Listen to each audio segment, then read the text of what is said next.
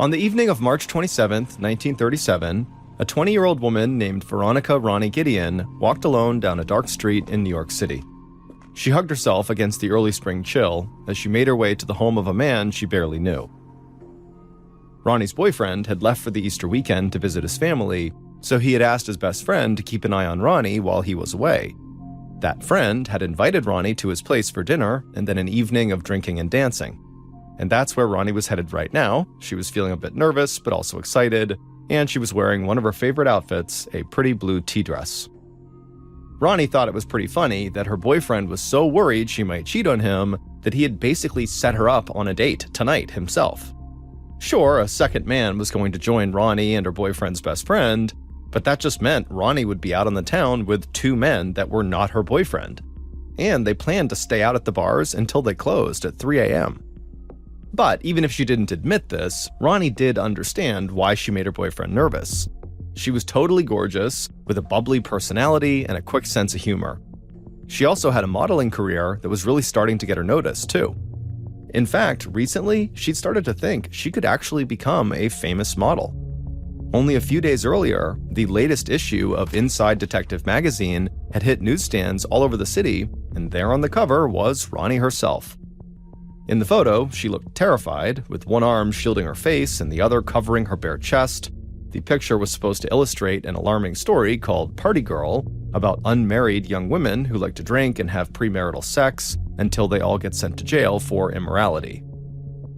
In the 1930s, true crime magazines that featured barely dressed young women in danger were enormously popular, and Ronnie had appeared on several covers with headlines like "Pretty but Cheap" and "I Am a White Slave." But the real Ronnie was nothing like those pictures. She liked to go out and have a good time, but she wasn't wild.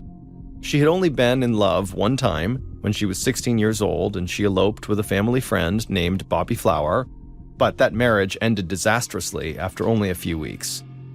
And for many nights after that breakup, Ronnie felt heartbroken about losing Bobby, and she'd write about him in her diary until she fell asleep. And now, 4 years later, despite having a new boyfriend, Ronnie wasn't actually looking for love. She was just looking to have fun. And what better place than New York City, Ronnie thought as she stepped off the curb to cross Fifth Avenue. And at that moment, a yellow taxicab zipped by close enough to make Ronnie jump back and jolt her out of her daydream. And then, after collecting herself, she looked up and she could see she was just a few blocks away from Steve's place near Central Park. Steve's neighborhood was way more fashionable than Ronnie's. Ronnie still lived at home with her mother, Mary Gideon, in a tiny fourth-floor apartment near the East River. Ronnie found her home to be pretty depressing. Her mother had been unhappily married to her father, Joseph Gideon, for decades, until her father had left the family 3 years earlier. Joseph was a sour man who repaired furniture for a living, and he did not approve of Ronnie's love of the nightlife. Ronnie had been relieved when he moved out, though he still had a key and came over on holidays and on some weekends. But even without Ronnie's dad around, the apartment was still overcrowded. This was the Great Depression, and people often rented extra rooms to strangers to raise extra money. One of Mary and Ronnie's roommates was a boarder named Frank Burns, who lived in one of the bedrooms and joined the family at dinner each night, and the other boarder was one of Ronnie's friends, who was just staying temporarily. So lately, Ronnie had been sharing the same bed as her mother. Ronnie loved her mother, but she sometimes felt like the walls were closing in when they would spend the evening together listening to the radio in their tiny living room. It was even harder when Frank joined them. He was partially deaf, and her mother had to turn the radio up super loud just so he could hear his favorite show, Amos and Andy. And Frank was just one in a parade of boarders who intruded on Ronnie's family life. Ronnie recalled one other boarder, a struggling artist named Bob Irwin, who wanted to marry her big sister, Ethel. Her sister was a very beautiful woman, but who hid her beauty behind horn-rimmed glasses and hair that was pulled into a tight bun. She said she was not interested in Bob, but Bob never gave up. He continued to drop in on the family even after he had moved out. In short, the apartment had long felt like a prison to Ronnie. By comparison, she felt absolutely free when she went out to the bars and clubs of New York. Just then, Ronnie passed by the famous Radio City Music Hall where she had seen the movie Snow White with her boyfriend, Lincoln Hauser, a couple of months earlier. And they had had so much fun, Ronnie remembered, and the colors were totally amazing. Lincoln liked to tell people that the two of them were engaged, which was not actually true, but they were a pretty good couple. And thinking about this made Ronnie feel kind of strange that she was now about to go have dinner and drinks with Lincoln's best friend. Ronnie approached the front door of her boyfriend's friend, Stephen Butter, a little before 8 p.m. As she climbed the front steps, she could hear big band swing music blaring from Stephen's radio. She rang the bell. Moments later, Stephen, who was dressed in a sharp pinstripe suit complete with a pocket handkerchief, opened the door and welcomed Ronnie inside with a theatrical bow. This was going to be a fun night. For the next 6 hours, Ronnie lost herself in the evening with Stephen and his other friend. They had planned to go bar hopping, but they were having such a good time dancing to the radio music while drinking gin and beer that they just stayed at Stephen's place until quite late. Stephen expected Ronnie to make them dinner, but she wasn't offended. The kitchen was considered women's work in those days, so Ronnie made a pasta dinner for all three of them. Stephen was not quite as handsome as Ronnie's boyfriend, and his family was not quite as wealthy. But Ronnie thought he was still very charming and had lots of promise. He was working on Wall Street after all, and the more gin and beer they drank, the more they flirted and danced cheek to cheek. Finally, at 2 a.m., Stephen's other friend called it a night and went home, but Steve and Ronnie decided their night was not quite done. They threw on their coats and they headed for the Monte Carlo Bar and Grill, which was on the way to Ronnie's apartment, for a few more gin highballs. As Ronnie swallowed her last sip of alcohol, she thought about how her night might have turned out if she'd listened to her mother. Mary had wanted Ronnie home to help in the kitchen. Tomorrow was Easter Sunday, and they were expecting guests, Ronnie's sister Ethel and her husband, as well as their father. But Ronnie had secretly slipped out the door for the evening while her mother was still out shopping for the pork loin and green beans. Ronnie felt guilty, but not too much. By the time Steve escorted Ronnie back to her apartment building, they were leaning on each other to keep from falling down. But they both knew that since Ronnie was dating Steve's best friend, they shouldn't let things get romantic. So instead of a goodnight kiss, Steve offered to escort Ronnie to church the next morning for Easter Mass at 10, and she happily said yes. Ronnie let herself in the main building door and began climbing the 4 flights of stairs to her apartment. She was a little dizzy from all the booze, but she felt lighthearted. Steve had been a good companion for the evening, and she was glad that she'd see him again in the morning. Ronnie walked in the door of her apartment at about 3 a.m., trying to be extra quiet so she didn't wake up the people inside, which included her mother and one of the 2 boarders named Frank. As for the other boarder, which was Ronnie's friend, they were out of town. Ronnie quietly ducked into the bathroom near the front door and undressed down to her slip. She took off her makeup and washed her face and hands. She brushed her teeth and then brushed her hair. And then finally, she was ready for bed, and so she tiptoed to the dark, silent bedroom where she and her mother slept. As she entered the bedroom, Ronnie couldn't see or hear a thing, not even her mother's breathing. And then suddenly, a hard object struck Ronnie in the face. It stunned Ronnie far more than it hurt her, but she was so terrified and confused, she didn't move an inch. And then a second later, a man's hand came out of the blackness and squeezed around Ronnie's throat and then shoved her roughly onto the bed. "Please don't touch me," Ronnie managed to croak in little more than a whisper, but the man just squeezed tighter. The next morning was Easter, and Ronnie's father, Joseph Gideon, woke up feeling totally hungover inside of the little room he had been renting since he separated from Ronnie's mother, Mary. But despite Joseph's throbbing headache from all the beers and shots of alcohol he had drank the night before, Joseph was actually in a great mood. He was going to have dinner with his family, and he and his estranged wife, Mary, had big news. After 3 years of separation, they were actually going to give married life another try. Joseph could not wait to tell his 2 daughters. Joseph slapped on his fedora hat and whistled as he walked the few blocks from his rented room to his wife's apartment, arriving a full half an hour before his 2:30 p.m. invitation. Not wanting to be rude by showing up early, Joseph found a payphone and called Mary, but no one answered. But Joseph didn't mind. He figured they must still be out at the Easter parade, and so in the meantime, he went shopping for gifts for his family, which included buying cigars that he planned to smoke with his daughter Ethel's husband to celebrate his reunion with his ex-wife Mary.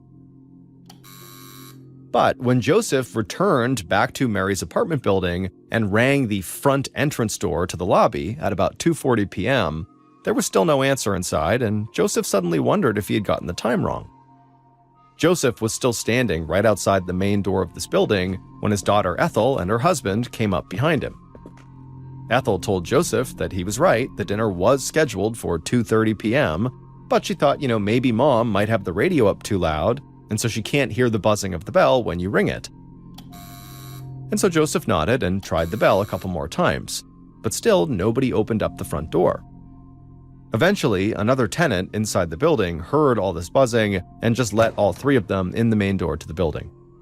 Joseph immediately bounded up the 4 flights of stairs to Mary and Ronnie's apartment. He was going to give them a piece of his mind for leaving the Easter guests waiting outside. But when he got to the actual apartment door, leaving Ethel and her husband far behind, Joseph immediately knew something just wasn't right.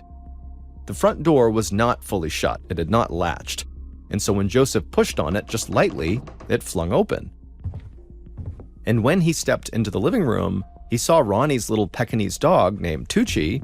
Usually, Tucci would run right up to him, but today, Tucci stayed put and just sat there very reserved, with her ears flat against her head. Joseph called out for Mary and Ronnie, but there was only silence in the apartment. Joseph looked across to the kitchen and saw the pork, which was supposed to be today's dinner, sitting on the counter, obviously uncooked. Joseph went into the bedroom that Mary and Ronnie shared, but no one was there. Nothing was disturbed, except there were broken pieces of a bar of soap scattered all across the carpet. With mounting anxiety, Joseph then entered the second bedroom where Ronnie used to sleep until her friend moved in, and what he saw in there was worse than anything Joseph could have imagined. His daughter, Ronnie, was lying stark naked on the bed, her eyes wide open and staring at the ceiling. Her skin was the color gray-blue, and her neck was mottled with dark bruises. Joseph practically fell over in his haste to get out of the room containing his daughter's corpse. But when he stumbled into the third bedroom, there was only more horror.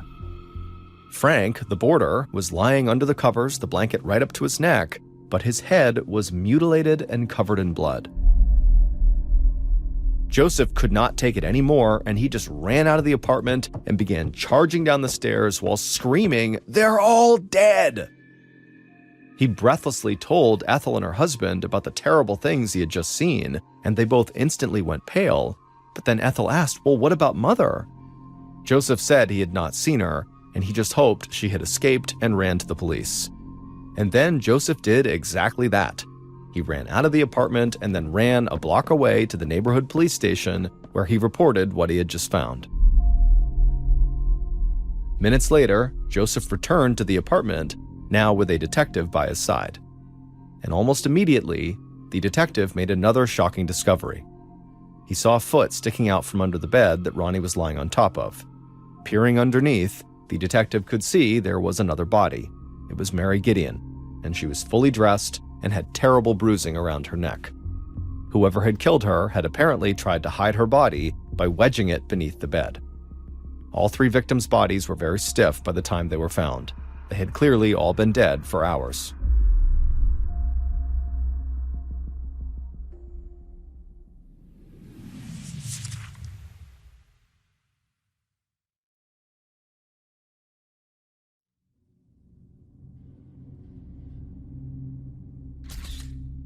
By late Sunday afternoon, a small army of New York detectives, led by tough guy Assistant Chief Inspector John A. Lyons, had descended on Ronnie and Mary's apartment, and the flashbulbs of crime scene photographers popped in every room as they recorded details of the gruesome murders. The detectives found a single gray Swede glove in Frank's bedroom, likely left behind by the killer. They also found Ronnie's torn silk panties behind the headboard where her body lay, suggesting it was her assailant who had removed her clothes, either before or after killing her. Aside from the corpses, though, the apartment seemed totally undisturbed. This was not a robbery. The killer came specifically for these people. Inspector Lyons concluded that the boarder, Frank, one of the victims, was probably killed first as he slept. Someone had stabbed him 11 times in the head, likely with an ice pick. His skull was nearly caved in. Both Ronnie and Mary had been strangled to death by someone's hands, and Mary, at least, had put up a fierce fight. She had bruises all over her knuckles. The detectives could not say for sure if the women had been sexually assaulted, but it seemed fairly obvious to Inspector Lyons that they must have. However, he would leave it to the medical examiner to confirm that detail. One other thing stood out to Inspector Lyons as he puffed on a cigar and watched another detective give Ronnie's dog a belly scratch. Why didn't the neighbors hear anything whilst 3 brutal murders were committed in the middle of the night? Tucci was the type of nervous little dog that barked incessantly at strangers, but apparently Tucci had not made a sound at all, or had just been so quiet that neighbors were not woken up by the dog. But to Lyons, the implication here was clear. Whoever committed what would soon be known as the Easter Sunday Massacre must have known this dog well, so much so that the dog did not bark when they saw this person. The next day, the murders made the papers. In New York, there were newspapers that warned of a, quote, sex fiend that was on the loose in the city and that he would surely strike again. The media really fixated on the fact that Ronnie was this beautiful model who was found in the nude, and so they eagerly printed these photographs from Ronnie's modeling work where she was in various states of undress. By coincidence, Ronnie had been murdered exactly 1 year after another sensational murder just down the street. A delivery man had snuck into the apartment of writer Nancy Titterton and then assaulted her, strangled her, and left her tied up naked in her bathtub. Now, the Titterton murder seemed to be happening all over again, the newspaper said. One newspaper said that all American women were now in danger from the rising wave of sex murders. Locksmiths reported a sudden increase in lock sales to men eager to protect their women from predators. Inspector Lyons felt his blood pressure starting to rise as he read the morning headlines while he finished his breakfast. A story about the murder described Ronnie as being this prize beauty who was slaughtered by a sex-crazed lunatic who was still on the loose. To Lyons, stories like these just made his job harder, whipping up public fears and putting pressure on the police to find the killer faster, which he felt just encouraged sloppy detective work. Just then, as if on cue, the police commissioner himself called Lyons. And he told him to take as many detectives as he needed because solving the Easter Sunday Massacre was now the department's top goal. By the time Lyons set off for police headquarters that morning, he had a plan to employ 75 detectives who would talk to everyone who lived near the Gideons, and they would talk to anyone who knew the Gideons over the past few years. This would be one of the biggest criminal investigations in New York City's history. And Lyons would make it clear to his massive team of investigators that they should not hesitate to get rough with people if they had to. One of the first people brought in for questioning was Ronnie's father, Joseph Gideon. At 4 p.m. that Monday, Joseph Gideon reported to the same neighborhood police station where he came running to plead for help the day before. This time, though, he was trailed by a gang of reporters who were shouting questions at him while he remained grimly silent. Joseph expected to be treated as a grieving loved one, but the police treated him like a suspect from the start. They fingerprinted him and made him empty all his pockets to be sure he had no weapons. Then they relentlessly grilled him with questions for 12 hours as detectives took turns trying to get Joseph to break down. But over the course of this interview, Joseph only grew more ornery. Joseph had an alibi. Well, sort of. He had spent Saturday evening drinking at a bar and playing skee-ball with some other people who could confirm he was there. But by the time his daughter and his ex-wife were killed sometime after 3 a.m., Joseph was sleeping off the bender in his bed with no witnesses. One detective called Joseph a liar for saying he had nothing to do with the heinous crime, so Joseph called the detective a liar right back. Police eventually had to let Joseph go at about 4 a.m. on Tuesday because they had absolutely no evidence that he had done anything wrong, but they weren't quite done with Joseph. When Joseph went to his furniture repair shop to open up for the day a few hours later, he found 5 detectives waiting for him. They immediately seized the long needles that Joseph used for working on upholstery to see if maybe they matched the wounds on Frank Burns' head. Now, Joseph complained very bitterly to police. He couldn't even do his job. Reporters who had been tailing Joseph saw him blow up at the police, and they immediately crowded around the little upholsterer. And this time, Joseph shocked them by saying really horrible things about his dead wife and daughter. He said that his daughter, Ronnie, was wild and willful and that she loved to tease men. Maybe one of them had finally killed her for it, he said. When one of the reporters suggested that the killer could be someone romantically involved with his wife, he scoffed. He said that his wife was so cold that men, aside from him, probably would not find her attractive. As Joseph was talking to these reporters, he showed no sign that he was actually grieving the loss of his family. Instead, he just seemed really, really mad. And so after a wave of newspaper stories printed Joseph's harsh comments, Lyons' investigators began focusing even harder on Joseph. He certainly seemed unfeeling enough to potentially have killed his own family. Now, the detectives were obviously very suspicious of Joseph Gideon, but that didn't mean anything he said to them they didn't take seriously. And so when Joseph suggested police should really look into all the men in his daughter's life to see if maybe they had something to do with it, the police said, yeah, we will do that. And so the police tracked down all the men who had dated Ronnie over the years, or Ronnie had been close to in some way, starting with Stephen Butter, the man that Ronnie had been with the evening right before she had died, the best friend of her boyfriend. Stephen had gone to pick up Ronnie for Easter Mass, as they had planned to, on Sunday morning. But when he got there, just before 10 a.m., no one answered the buzzer. And so Stephen went back home, perplexed, and he kept calling Ronnie periodically throughout the day until 3 p.m. when a detective answered the phone. The detective told Stephen they needed to talk to him right away, but didn't say why. By the time Stephen got to the police station an hour later, he was so nervous he was visibly shaking. But when police began speaking to him, he didn't really add much of value. Stephen didn't even know Ronnie was dead until he got to the police station. All Stephen could say was that Ronnie was a, quote, swell kid, and they had a, quote, swell time together. Lyons pretty much immediately dismissed Stephen as a suspect, but Ronnie's social life left investigators with plenty more men to talk to, and Ronnie had some seriously complicated relationships with men. When Ronnie's boyfriend, Lincoln Hauser, spoke to detectives at his home, he alternated between praise for Ronnie as a sweet church-going young woman and slammed her as a party girl who often stayed out all night and loved to, quote, play the field with other men. Lincoln admitted that he worried his girlfriend would cheat on him when he was away, but he trusted his friend Stephen to keep an eye on her for him, which is why he had set them up to hang out that night.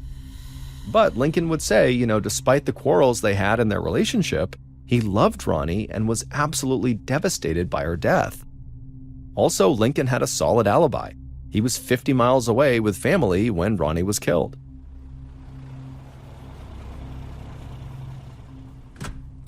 Ronnie's ex-husband, Bobby, came to the police station next for questioning, and he insisted he had no hard feelings after his marriage to Ronnie broke up. He said they were both too young to be married, and they stayed friends and even got together once in a while. He had last seen Ronnie a few weeks before her death when they went to a movie. At some point, Bobby would tell Detective Lyons that he really hoped they would find the murderer and send him to the electric chair. So far, Ronnie's love life had not produced much in the way of a suspect. Of all her partners, Bobby was probably Lyons' best bet, given the failed marriage, but both Bobby and Ronnie seemed to have genuinely moved on from each other. Then, one of Ronnie's closest friends suggested that police take a look at a sometime chauffeur named George Frenchy Guéret, who previously rented a room in Mary and Ronnie's apartment. He was an eccentric man who wore his chauffeur's uniform even when he wasn't working, and he spoke in a heavy French accent. But behind his kind of goofy, harmless exterior, Frenchy had a criminal record. Most importantly, according to Ronnie's friend, He had fought with Ronnie's mother, Mary, over money. In addition, Frenchie had developed a crush on Ronnie, but she had no interest, and she told him to leave her alone. Two of Lyons' detectives visited Frenchie at his rented room a few blocks from Ronnie's apartment. There, they would find 2 bloody handkerchiefs, which Frenchie blamed on nosebleeds. Frenchie did have an alibi, saying he had spent Easter weekend at a buddy's apartment, but when the detectives visited that apartment, they found no less than 4 ice picks, including one that appeared to be blood-stained. By Monday afternoon, the late editions of the newspapers were speculating that Frenchie had committed these murders, perhaps with the help of the friend he stayed with that weekend. Police quickly arrested both men. But a police analyst determined that the stain on the ice pick seized by police was not blood, it was rust. And they had no other evidence to connect Frenchie and his friend to the murders, and so Lyons reluctantly let them go. At a crowded press conference on Tuesday, 3 days after the murders, Lyons showed serious frustration from the 3 days of nonstop investigating with little to show for it. He admitted that detectives were, quote, in the dark about who killed Mary, Ronnie, and Frank. There was one very small bit of good news, though. The coroner reported that there was no physical evidence that either woman was sexually assaulted. Maybe the killer was not a sex fiend after all. And so the detectives decided to redouble their efforts on looking into Ronnie's father, Joseph Gideon.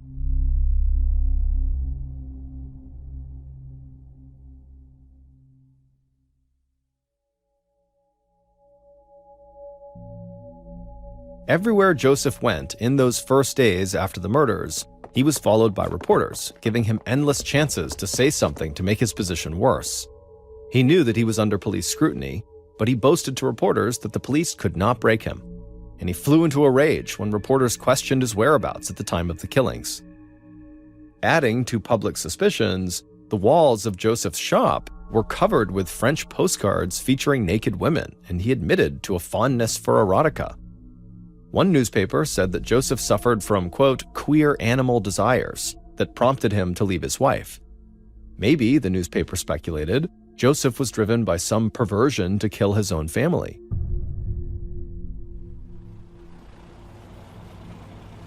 On Thursday, April 1st, so 4 days after the murders, detectives returned to Joseph's shop to look for a long needle that they had missed on their first sweep. They had already confiscated most of Joseph's tools, but a sharp-eyed upholsterer who did not know Joseph, who just happened to see a picture in the newspaper of all of Joseph's equipment that had been confiscated, told police that it looked like one needle was missing. He said it was a foot-long, quote, regulator with a very sharp point that every good furniture restorer would have.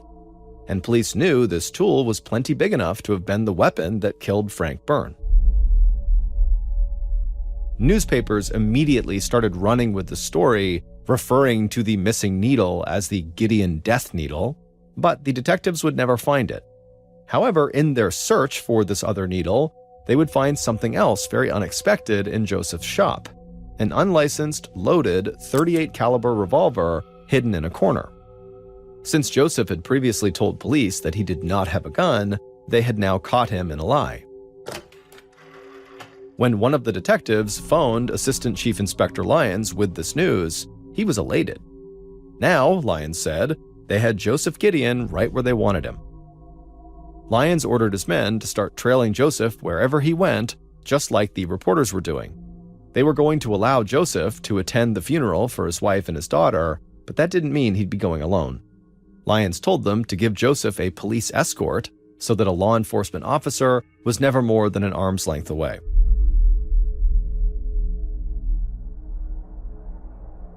Several thousand people were waiting outside McCabe's funeral parlor when the police car carrying Joseph Gideon pulled up on Thursday afternoon. People were out on the sidewalk, while many more were draped over fire escapes, looking out windows, and even standing on the roof. Many hoped for a glimpse of the man suspected of killing Ronnie and Mary, and when Joseph stepped out of the police car, surrounded by 4 detectives, someone in the crowd shouted, "There he is!" But before anyone could lay a hand on Joseph, the detectives hustled him through the mob and into the chapel. There, Mary and Ronnie lay side by side in open caskets, surrounded by flowers, many from Ronnie's male admirers, as well as artists that she had worked with. The chapel was absolutely full, but only a handful of people actually knew the victims personally. People such as her ex-husband Bobby Flower, her boyfriend Lincoln Hauser, and her boyfriend's best friend Stephen Butter, the last person to see Ronnie alive, aside from her killer. And there were a few people who had known the Gideons from the past, people like Bob Irwin, the young sculptor who had once boarded with Ronnie and Mary and asked Ronnie's older sister Ethel to marry him. Bob dabbed a tear from his eye with a handkerchief as the priest stepped up to the pulpit and began to speak. After the service was over, several of the men who had loved Ronnie kissed her as they passed her casket and openly wept. As for Ronnie's father, Joseph, he would keep his composure inside of the chapel, but when they all made their way out to the cemetery, he would break down in heavy sobs as he watched his daughter and ex-wife lowered into the ground. As he wept, his other daughter, Ethel, ran over and gave him a hug and cried with him.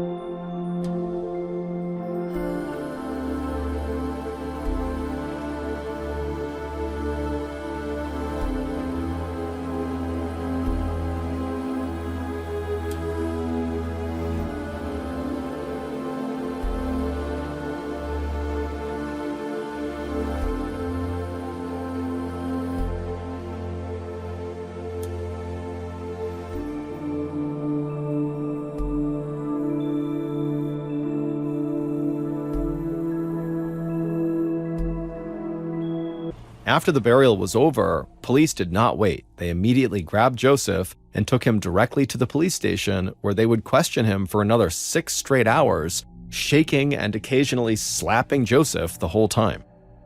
Despite Joseph's emotional display at the cemetery, detectives still strongly suspected he had killed his own family members, and if they pressed hard enough, he would confess. But without that missing needle that apparently Joseph could have used to kill the boarder Frank, or some other physical evidence linking Joseph to the crime in some way, prosecutors were not able to charge Joseph with murder. And when Joseph continued to deny that he was the killer, the police went to their plan B, and they charged him with illegal gun possession and put him in jail for that. By early Friday morning, April 2nd, less than a week after the murders, jail guards were taking Joseph's belt, necktie, and shoelaces to prevent him from committing suicide. Then they led him to his cell. Joseph's mind was numb as he sat on his jail cell cot, staring up at the bare light bulb that lit up the cell.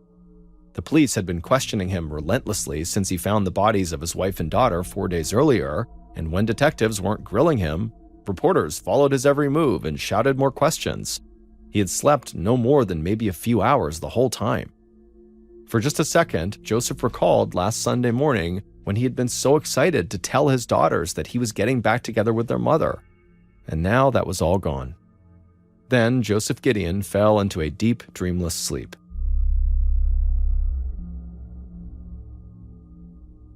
Assistant Chief Inspector Lyons was amazed at Joseph Gideon's stubbornness. He was the leading suspect in a triple murder, but Joseph refused to give an inch, even when police questioned him for hours and tried to scare the man with threats, shoves, or slaps across his face. Lyons was hopeful that Joseph would crack after a few days in jail, but he knew that his team could not put all their hopes in just one suspect. After all, the case they had against Joseph was far from airtight. And one of Lyons' best detectives had found what looked like a pretty good piece of evidence pointing toward a different suspect, one that made it look like Ronnie's ex-husband, Bobby Flower, was not who he appeared to be. The evidence found was Ronnie's diary. The entries from 4 years earlier in 1933, when she married Bobby Flower, oozed with love for him. She would do anything for Bobby. He was her soulmate. This tracked with what Bobby had told police. But in 1934, Ronnie's diary entries took a dark turn. She started writing about how Bobby seemed to be stalking her sister Ethel. Bobby was out of his head, she wrote, and she was afraid of him. The discovery suggested that Bobby Flower lied to the police about having, quote, no hard feelings for Ronnie. Now, Bobby looked like an obsessed and potentially dangerous liar. So, Detective Lyons went straight to Ronnie's sister Ethel. He figured she would be the best person to fill him in on the details of Bobby Flower's troubling past. When the detective arrived at Ethel's home in Queens, she greeted him cordially, but as Lyons started explaining that he wanted to hear more about how Bobby Flower stalked her, he watched as Ethel's face grew more and more puzzled. Finally, Ethel interrupted Lyons and just asked him, "What are you talking about?" And now it was Lyons' turn to be confused. He pulled out Ronnie's diary and began walking Ethel through some of the entries. At first, Ethel just stared at the little book uncomprehendingly. But when Lyons started reading her the passages about how Ronnie was afraid of Bobby and how Bobby wouldn't leave the family alone, a light suddenly clicked on inside of Ethel's brain. She put her hand on Lyons' arm to silence him, and with big, serious eyes, she said she knew exactly what Ronnie was talking about. Inspector Lyons walked out of Ethel's parlor, reeling from what she had just told him, but clear about what he needed to do. He now realized that he had been completely wrong in his interpretation of the diary. Now he had to learn more about Bobby, a lot more. He immediately dispatched one detective to Rockland State Psychiatric Hospital in upstate New York to pull Bobby's medical records. And when Lyons saw what the records contained, he and his colleagues became increasingly alarmed at the kind of person they were dealing with. Bobby had a history of mental breakdowns and sudden explosions of violence dating back to when he was just 14 years old. Once he tried to amputate his own penis and ended up in a psychiatric hospital for a year and a half. In fact, he had just been released when he had met Ronnie. There was no time to lose. They needed to talk to Bobby right away. So they went straight to the boarding house where he was staying. Bobby wasn't there, but his journal was. In it, he ranted and raved about Mary and Ronnie and how they were the reason his relationship with Ethel had broken up. Meanwhile, other detectives have been going from store to store in the New York City area, trying to find who sold the killer the gray suede glove that was left behind at the crime scene. Eventually, they found a young clerk in a J.J. Newberry's department store who remembered selling the gloves to a man just a few short weeks before. And when this young clerk described the man, it matched the description of Bobby perfectly. Inspector Lyons now realized he had a new primary suspect, someone with a clear motive to harm the Gideons and who had been physically linked to the crime scene. Lyons had Ronnie's father, Joseph Gideon, released on bail from his firearms charges. He knew Joseph was not the killer, and early on Monday morning, April 5th, Lyons called a press conference to say that police now knew who committed the Easter Sunday massacre. And he passed out pictures of this new person to the gathered reporters. Soon, Bobby's face would be on the front page of newspapers all across America. Over the next 3 months, police heard dozens of rumors about where to find Bobby, but none of them panned out until late June, when a hotel employee in Cleveland reported that one of her coworkers looked exactly like Bobby. The man called himself Bob Murray, but she offered that it could be a fake name. Unfortunately, the woman decided to speak to this so-called Bob Murray person about his resemblance to the Bobby police were looking for, and it turned out it was Bobby. This startled him and gave him a warning that his cover was blown, and so Bob Murray jumped on the first Greyhound bus headed for Chicago, leaving the police empty-handed again. The media began to poke fun at the police's inability to catch their murderer, portraying him as this crafty fugitive who was capable of eluding a nationwide manhunt. But it was at this time, totally out of the blue, Bobby decided to just turn himself in. He figured that eventually he was going to get caught, so why not make some money first? He decided to call one of Chicago's big city newspapers, the Chicago Herald-Examiner, and sell his whole sordid story. On the evening of Saturday, June 26th, Bobby sat down with reporters to describe in detail his role in the triple murder 3 months earlier. But it would turn out this Bobby was not Bobby Flower, Ronnie's ex-husband. This was a very different Bobby. When Inspector Lyons had gone to Ethel's house with Ronnie's diary and started asking her about why Bobby Flower had begun stalking her, Ethel had been totally lost. Bobby Flower had been the love of Ethel's sister's life and had remained her friend until her death. But when Inspector Lyons started showing Ethel the actual passages of Ronnie's writing, it clicked for her and she realized Ronnie was talking about a different Bobby in her diary. Not Bobby Flower, but Bobby Irwin, the young sculptor who had once rented a room with the family and subsequently become infatuated with Ethel. And so the police had just confused the two Bobbies.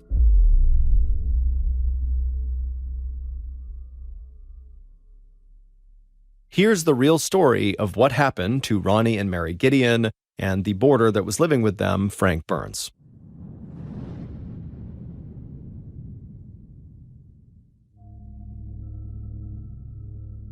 Bobby Irwin was a down-on-his-luck 26-year-old sculptor who the Gideon family had taken on as a boarder in 1934, 3 years before the murders. Ronnie had been 17 at the time and was still recovering from her failed marriage to the other Bobby. Ethel had been 21 years old and was building a career as a secretary after her own marriage had just fizzled out. Both sisters at the time were avoiding romantic entanglements. But Bobby Irwin, who called himself Bob, even though Ronnie referred to him exclusively as Bobby in her diary, was a confident guy. He was sure that one day he would be recognized as one of the world's greatest sculptors, and he thought Ethel was totally beautiful. He had even convinced Ethel to sit for him so that he could create a sculpture of her head out of marble. And the end product, Ethel's whole family agreed, was totally striking. The sculpture version of Ethel was both beautiful and peaceful. Her eyes were closed as if she was sleeping. While Ronnie had always thought Bob Irwin was very creepy, Ethel had actually found him very talented and charismatic at first. He would take her to art museums where he would tell her all about the great masters and how his own artistic technique, something he called visualization, would lead him to the top as well. Ethel enjoyed the outings, but when Irwin asked her to marry him one summer night as they walked on the East River waterfront down by the piers, she was floored. Ethel told Irwin no and said that she was already engaged to an aspiring lawyer. This would be the man that Ethel would later marry. She said she still wanted to be friends with Irwin, but Irwin was totally heartbroken. After that, living in the same house was very uncomfortable, and so Irwin moved out later in 1934. That had been the end of the story as far as Ethel was concerned, but the story was not over for Bobby Irwin. By March 27, 1937, the day of the murders, Bobby Irwin lived at a boarding house a short walk from Ronnie and Mary's place. He still hadn't made it big as an artist. That very day, in fact, he had interviewed for another job that did not pan out. And he blamed the failures of his life on Ethel. He decided he couldn't live with her being married to someone else, so he sharpened his ice pick and set out for the Gideon home. His plan was actually just to kill Ethel, but his plan was flawed. He didn't realize that Ethel did not live there anymore. She had her own place with her husband in Queens. No one was home in the apartment when Irwin arrived, so he waited on the sidewalk until Mary Gideon arrived. Mary was not scared of Bob Irwin at all. Despite his obvious pining for her older daughter, he seemed like a nice guy. So she let him follow her up to the apartment. Mary was tired and not eager to visit, but she was polite as Irwin pulled out his sketchbook and began to draw her.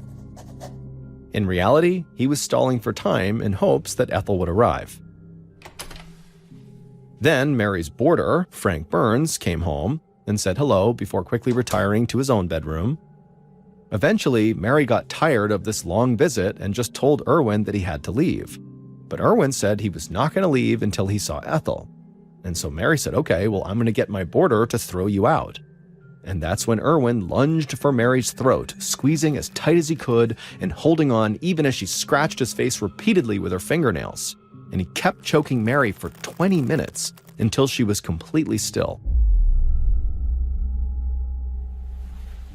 Then he stuffed her body under the bed in one of the smaller bedrooms. Erwin was astonished that Frank did not come out of his room during all the commotion, but he didn't have time to think about the boarder. He was there to kill Ethel. It occurred to Erwin that Ronnie might be the next person to come home, not Ethel, and he didn't want to kill Ronnie. It's true that she had disapproved of his relationship with Ethel, but he didn't hold a grudge about that. So he walked into the bathroom and grabbed a bar of soap and put it inside of a sock. If Ronnie came home first, he decided, he would just smack her in the face with the soap and hopefully knock her out. Erwin waited for nearly 2 hours in the dark of the Gideons' apartment until finally he heard Ronnie's voice after 3 a.m. speaking to her little dog. And when Ronnie finally came into the bedroom where Erwin was waiting, he wound up and smashed her on the left cheek with the bar of soap inside of the sock, shattering the soap into pieces. But to Erwin's surprise, this vicious blow seemed to have no effect on Ronnie. She just stood there. So Erwin grabbed her by the throat and pushed her onto the bed. He would say that he did not want to kill her at this point, but she was just making it so hard. He tried to disguise his voice, hoping she wouldn't recognize him, but she spoke to him by name as he was grappling with her, and she told him he was going to get in trouble if he didn't stop. And this was just too much for Erwin, and so he would furiously choke the life out of Ronnie and then rip off her clothes just to make the attack look as degrading as possible. By then, it was after 5 a.m., Ethel had not come back yet, and so Erwin knew he just needed to leave. But first, he knew he had to get rid of Frank, the boarder. Now, Frank never came out during the 2 attacks on the women, likely because he was almost deaf and didn't hear them. But Erwin thought he just could not take any chances, so he crept into Frank's room and began stabbing Frank in the face with his ice pick again and again and again. Finally, after Frank was dead, Erwin headed for the door, his only regret being that he did not get to kill Ethel. The Chicago Herald and Examiner paid Erwin $5,000 for his confession. It was the most money Erwin had ever made in his life, but the cops arrested him before he could spend it. New York prosecutors said they would be seeking the death penalty, but Erwin would plead guilty on the eve of his trial and would be sentenced to 139 years in prison instead. Bobby Erwin would live in mental hospitals until his death in 1975.